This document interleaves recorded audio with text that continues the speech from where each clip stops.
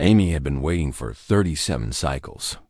She had counted every one of them by the meals they brought her and the shift changes of the guards.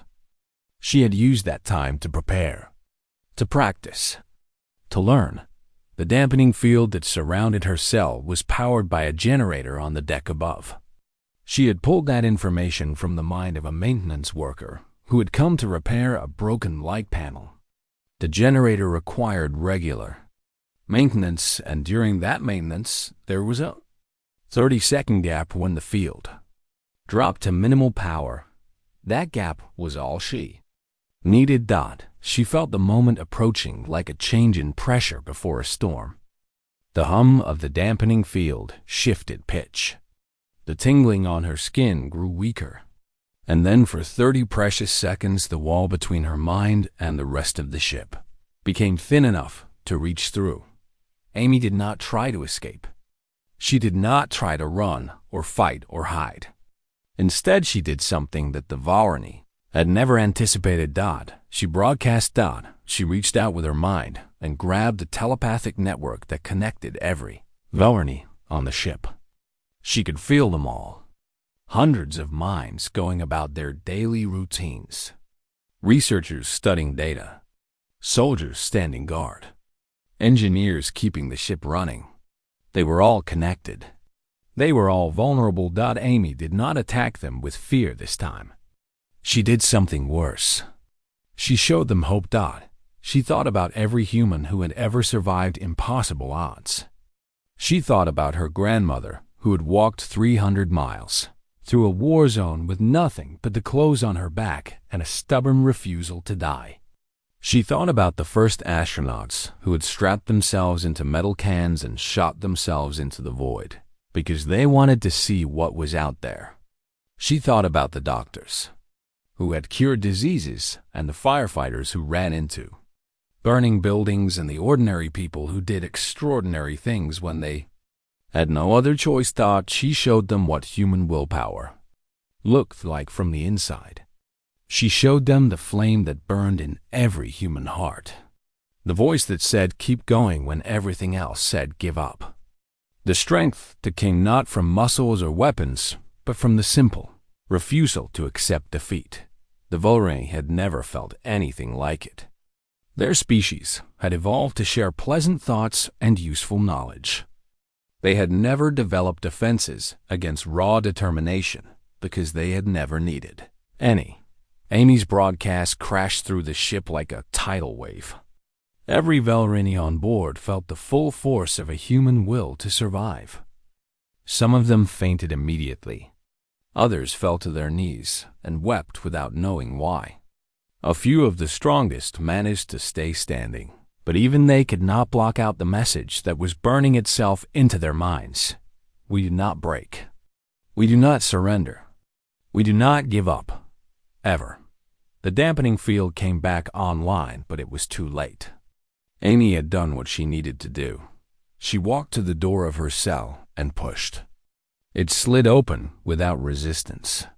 The guards who should have been watching her were lying on the floor staring at nothing.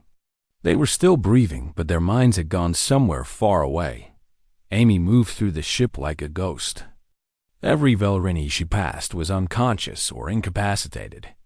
The force of her broadcast had been too much for them.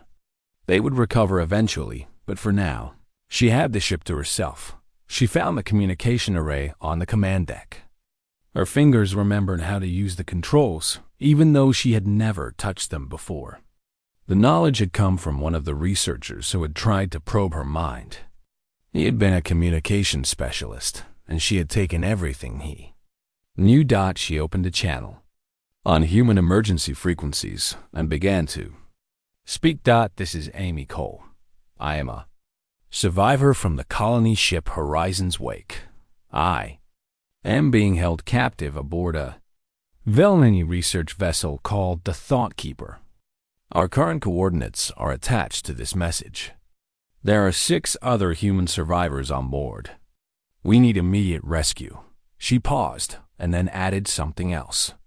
I'm also attaching a full report on the Valrani species, their biology, their technology, their telepathic abilities, and most importantly, their weaknesses. I have learned that human minds are toxic to Varini telepaths. If you encounter them, do not be afraid. They cannot break us. They never will. She transmitted the message and sat down in the commander's chair. Around her, the Varini crew lay scattered across the deck like fallen leaves. They would wake up soon. They would be confused and angry and afraid. But Amy was not worried that she had won. The rescue ship arrived 6 days later. It was a military cruiser called the Liberty's Edge, and it came with weapons hot and soldiers ready for battle. They found Amy sitting calmly in the command center, drinking water from a Varini container. The entire crew of the Thought Keeper was alive, but none of them had recovered enough to resist. The soldiers stared at her like she was something out of a legend. How did you do this? The captain asked. He was a tall man with gray at his temples and scars on his hands. How did one girl take down an entire ship? Amy stood up and smiled. I showed them what it means to be human. They were not prepared. The other 6 survivors were rescued from their cells. They were weak and scared, but they were alive. Amy hugged each of them and promised that they were going home. 3 months later, Amy received a message through official channels. It was a translation of a Varini Council decree. The document was long and full of formal language, but the important part was simple. By unanimous vote of the High Council, the species known as humans are hereby classified as protected. No Varini vessel is to approach human space. No Varini citizen is to make contact with human individuals.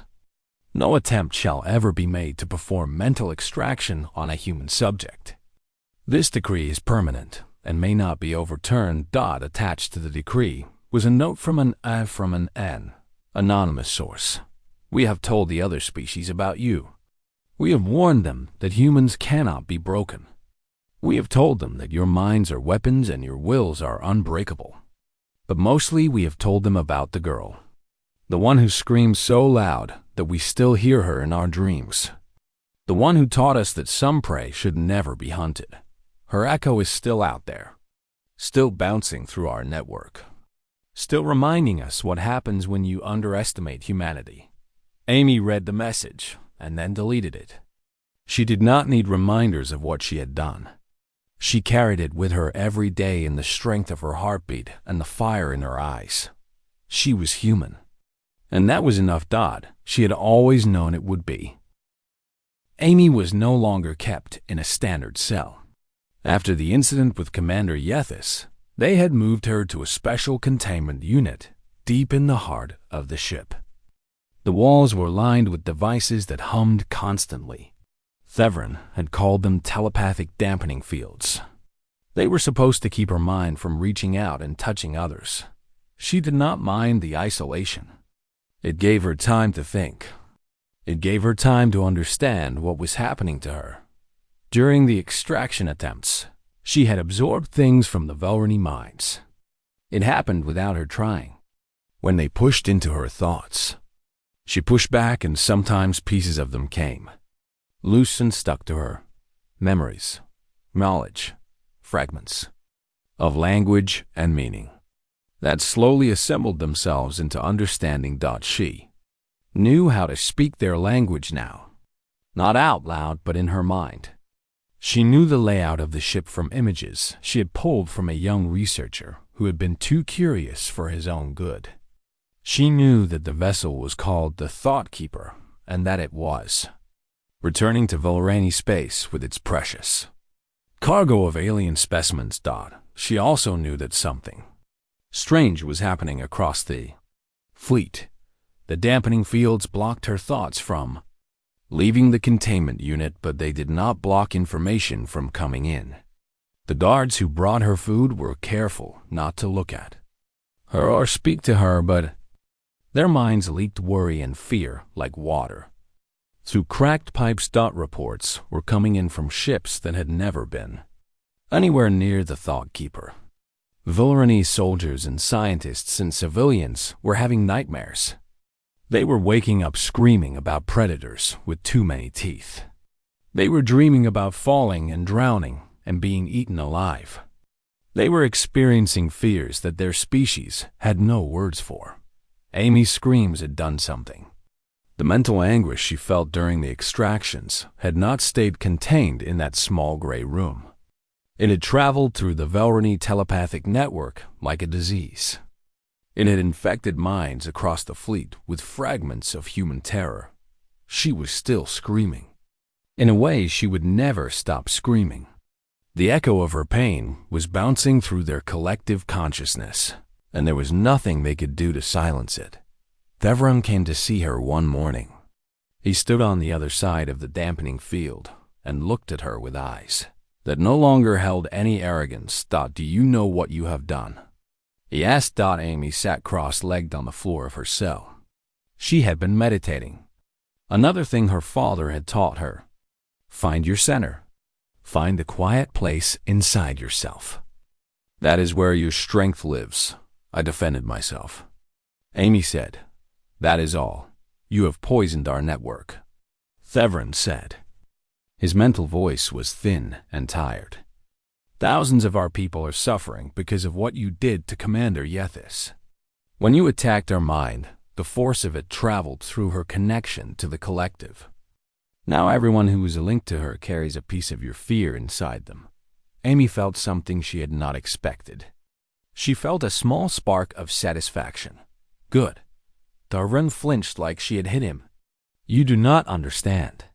This has never happened before. Our telepathy has always been a gift. It has allowed us to share knowledge and wisdom across generations. It has made us stronger and smarter and more united than any other species we have encountered. And you have turned it into a weapon against us. Amy stood up and walked to the edge of the dampening field. She could feel its energy tingling against her skin. She could feel Thevron's mind just beyond it, trembling with emotions he did not know how to process. You tried to take what was inside my head. Amy said, you tried to steal my memories and my knowledge and everything that makes me who I am. Did you think there would be no cost? Did you think you could reach into a human mind without consequences? Thevron did not answer. He just stared at her with those 4 strange eyes. Let me tell you something about my people. Amy continued. We evolved on a world that wanted to kill us. Every day was a fight for survival. Every generation faced new threats and new horrors. We developed fear because fear kept us alive. We developed nightmares because nightmares taught us what to avoid. Our minds are not organized and peaceful like yours. Our minds are battlefields. She pressed her hand against the dampening field. The energy sparked and crackled, but she did not pull away. You have been taking knowledge from other species for thousands of years. Amy said, you have never met a species that could fight back. Well, now you have. And I want you to know something important. I am not special. Every human has a mind like mine. Every human carries the same fears and the same instincts. There are billions of us. And if you ever try to probe another human mind, you will experience the same thing you experienced with me. Thevron took a step backward. She could feel his fear bleeding through the dampening field. It was a weak, pale thing compared to human fear. But it was there. What do you want? He asked. Amy smiled. It was not a kind smile. I want you to let me go. I want you to release the other human survivors. And I want you to stay far away from my species for the rest of time. We cannot do that. Thevron said. The council will never agree. Then the nightmares will continue. Amy said, and maybe they will get worse. I am still learning what I can do. I am still learning how to use this connection that you forced on me. Every time you probed my mind, you made it stronger. Every time I push back, I learn something new. So go ahead. Keep me locked up. See what happens when a human has nothing to do but practice. Thevron turned and left without another word. But Amy felt the fear he left behind. It hung in the air like smoke. It seeped through the dampening field and wrapped around her like a blanket. She sat back down and closed her eyes. She reached out with her mind and felt the edge of the network that connected all Valorani. She could not enter it. The dampening field was too strong, but she could sense it there. A vast web of thoughts and memories stretching across the stars. And somewhere in that web, her echo was still screaming. She smiled and began to plan. 20 cycles had passed since the first extraction attempt. Amy had lost count of how many times they had tried to break into her mind. She thought it was somewhere around 15, but the days blurred together in her small gray cell. Every few cycles they would come for her. Different researchers each time. Some of them were confident and arrogant, like Theverin had been. Some of them were nervous and careful. One of them had been so young that Amy almost felt sorry for him that it always ended the same way. They would connect to her mind, and she would feel them pushing through her thoughts like cold fingers digging through water. And then her brain would react. It would flood her system with chemicals and emotions and raw animal terror. It would throw everything it had at the invaders, and it would push them out. Amy had started to understand what was happening. During the extraction attempts, she caught glimpses of the Valorani minds as they connected to hers. She saw flashes of their world. A planet with gentle winds and calm seas and no predators larger than a house cat. A species that had never needed to fight or run or hide from anything that wanted to eat them. They had no defenses against fear because they had never needed any. Humans were different. Amy remembered learning about evolution in school. Millions of years ago, her ancestors had lived on a world where everything could kill them. Lions and tigers and bears. Snakes and spiders and diseases. Floods and fires and droughts. The humans who survived were the ones whose brains could process danger faster than anything else. They developed instincts that could detect threats before they even knew they were looking. They evolved the ability to feel fear so strongly that it could override everything else. That fear was supposed to keep them alive. It was supposed to make them run or fight or hide. But when the Valorani tried to enter Amy's mind, the fear had nowhere to go. It could not run from a threat that was inside her own head. So it attacked instead. Amy was lying on her cell floor doing push-ups when the door opened. She had started exercising to keep herself sane. It gave her something to focus on besides the gray walls and the humming lights. She looked up and saw a new face. This Valorani was taller than the others, and her skin had a slight blue tint. She wore symbols on her chest that Amy had learned meant high rank. She carried herself with the confidence of someone who was used to being obeyed. I am Senior Commander, Yethis. The newcomer said inside Amy's head. I have traveled a great distance to see you for myself.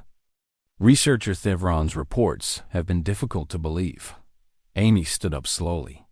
She had learned not to make sudden movements around the Valorani. They startled easily. I do not know what he told you, Amy said out loud. She refused to speak with her mind, even though she had learned that she could. It felt too much like letting them inside her. But I am guessing he told you that I am different. Yethis walked around her in a slow circle. Her 4 eyes studied Amy like she was a puzzle to be solved. He told me that you cannot be broken. Yethis said. He told me that your mind damaged 3 of his researchers so badly that they can no longer perform extractions.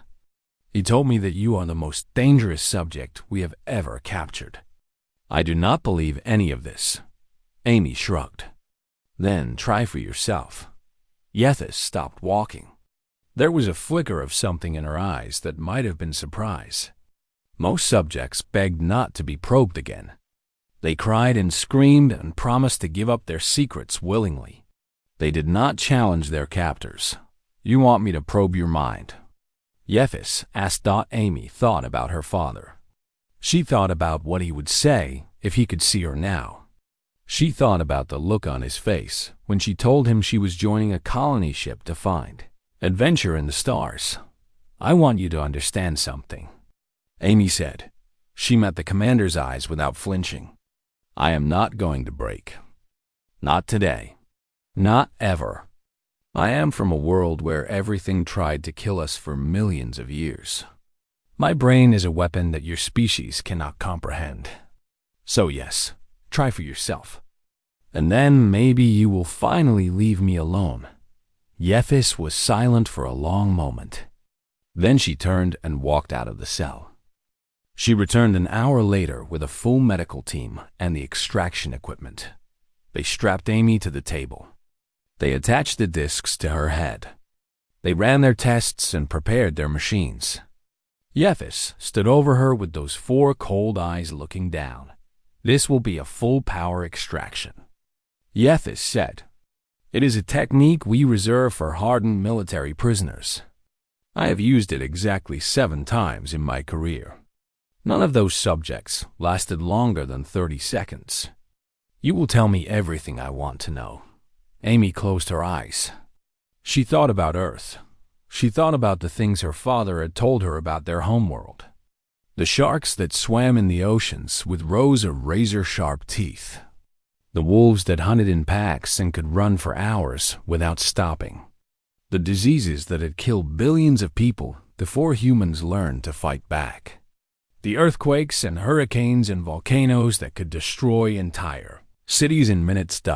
She thought about all the nightmares that had shaped her species. And she let herself feel afraid. Yephis connected to her mind and Amy screamed. But this time, she was not just reacting. This time, she was aiming. She threw everything she had at the commander. Every fear. Every nightmare.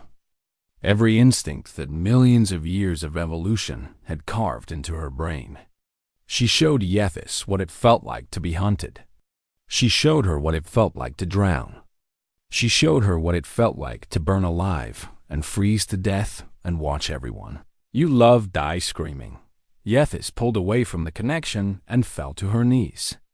She was clawing at her own face with her long, thin fingers. She was making sounds that Amy had never heard from a Vorone before. High-pitched wails that might have been screams or might have been something worse. 3 of the researchers collapsed. One of them hit his head on the edge of a console and did not get up. The medical team rushed in, but they did not know what to do. They had never seen anything like this. Amy passed out from the strain. But before the darkness took her, she heard Yephis speaking out loud in a broken, trembling voice. What is she? What kind of monster have we captured? Amy smiled as she lost consciousness. She was not a monster. She was human. And the Vorone were finally beginning to understand what that meant.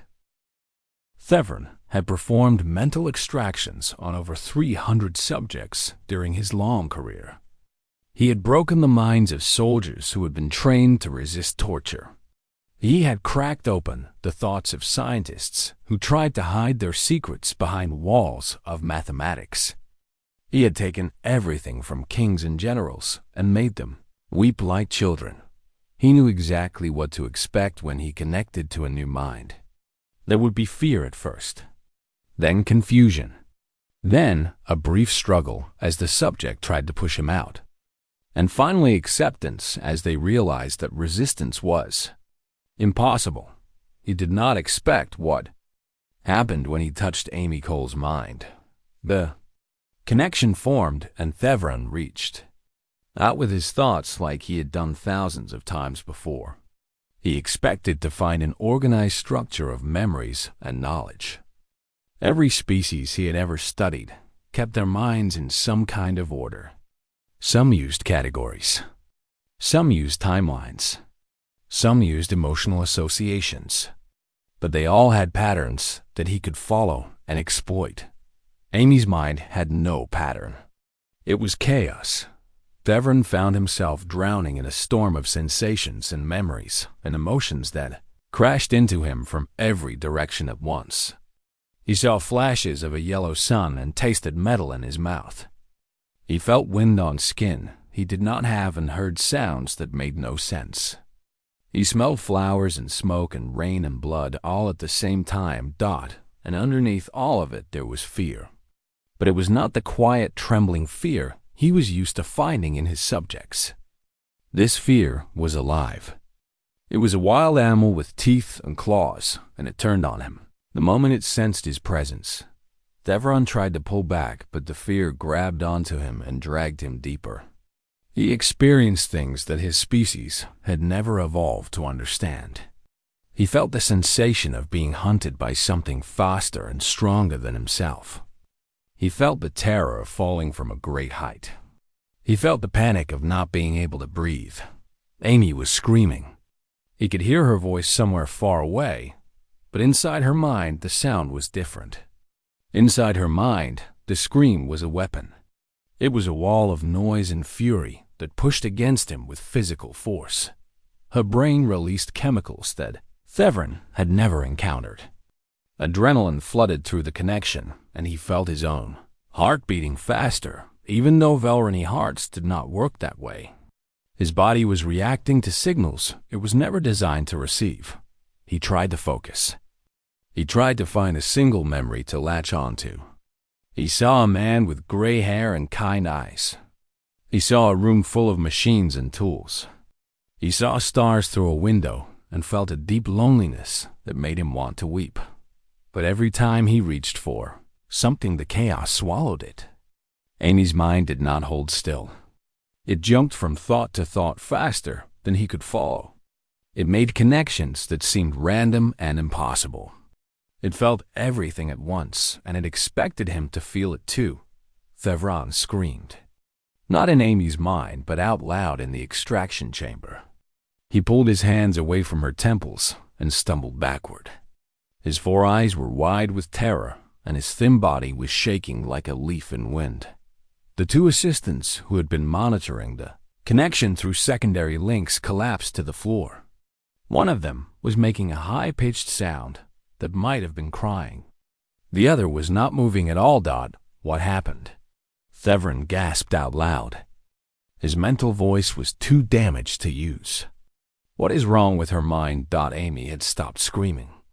She was breathing hard and her face was wet with tears, but her eyes were open and aware.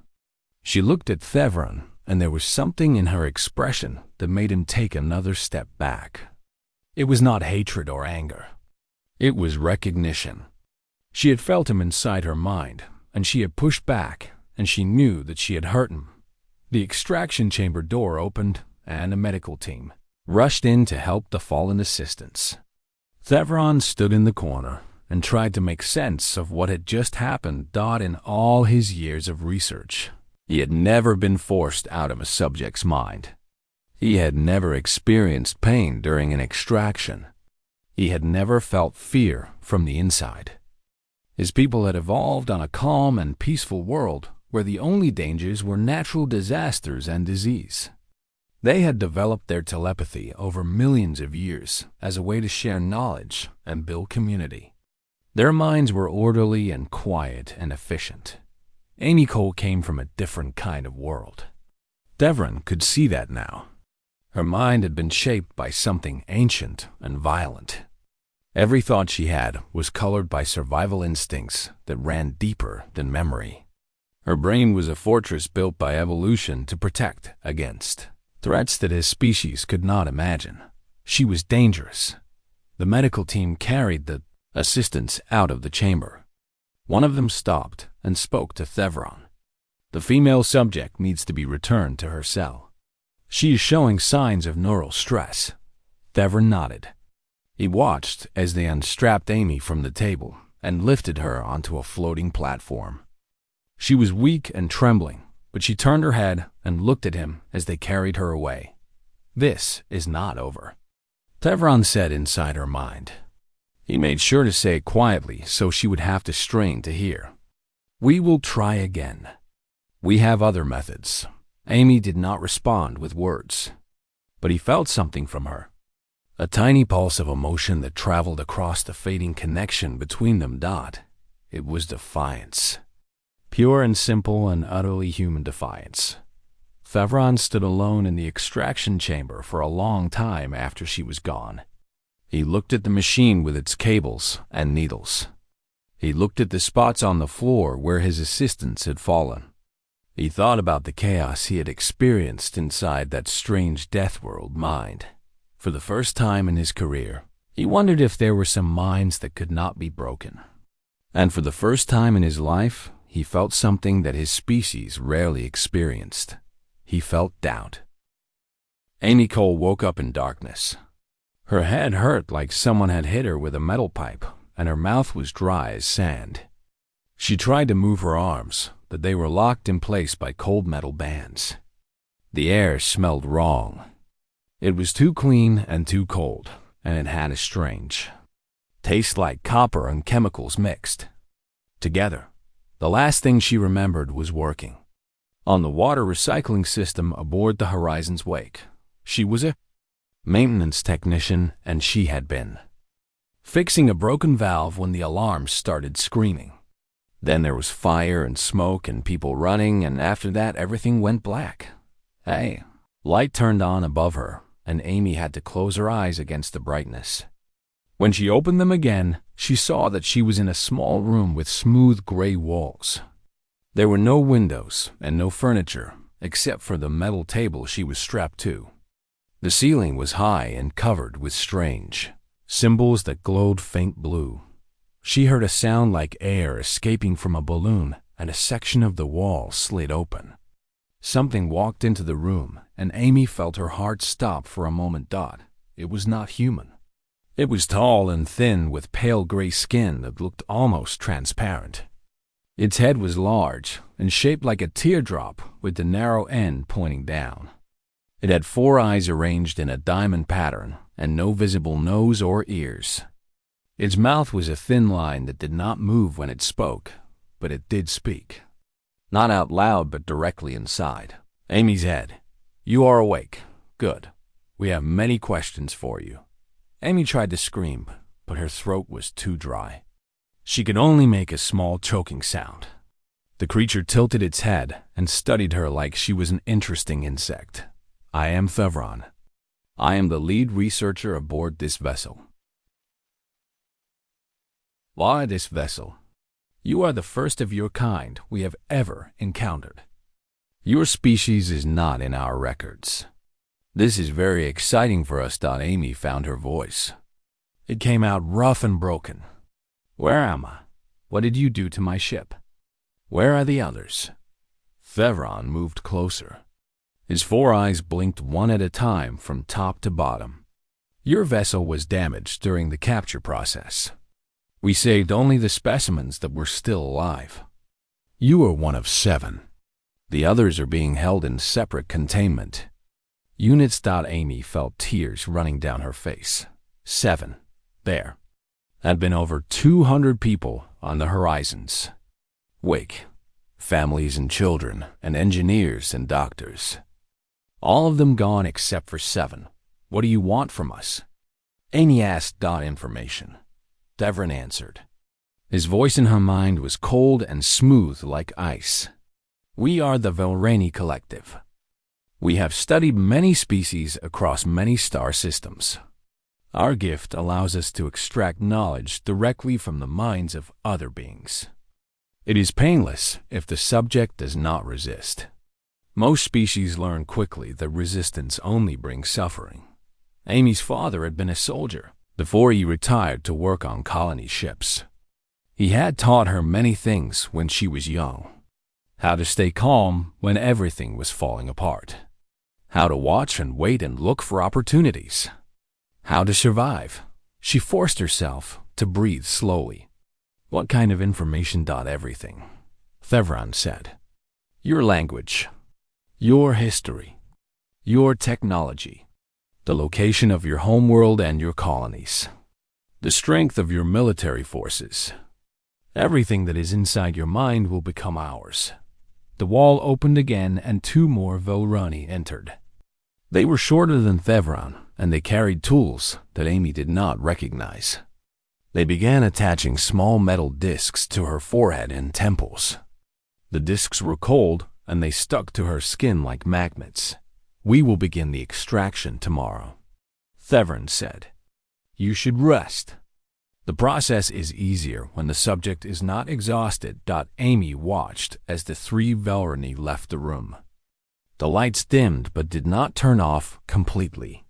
She was alone with her fear and her grief and the cold metal bands holding her down. She thought about her father.